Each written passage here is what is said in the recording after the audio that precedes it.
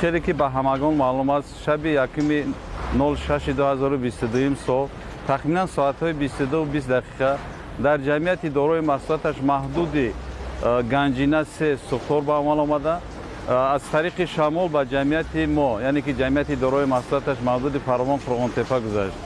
این جمعیت گنجینه 3 یعنی که جمعیت خصوصی بوده در شفت جمعیت ما کار و فعالیت می نمایند.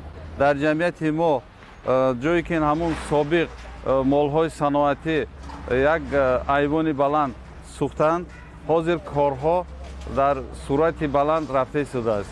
از شرکت های اسماعیل سامانی عصر 21 از شرکت رشد خطلان و بازار حاجی شریف زیاده از 20 مکانیزم ها در این موضوع کار کرده استند. کارها قریب که به انجام رسیده شده است. نصیب باشد روزهای نزدیک همون صاحب‌هایی که ضرر دیدن جای خودشون برقرار کرده میتیم.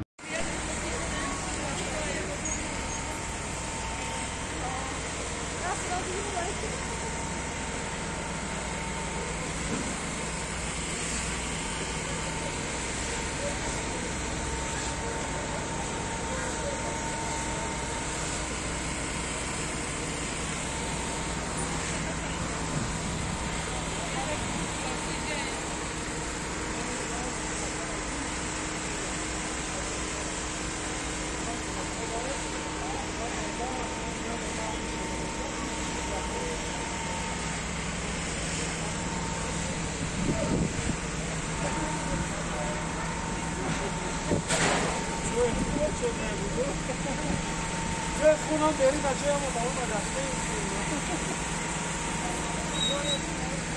اینه وجه خود رئیسیسا اولو دیما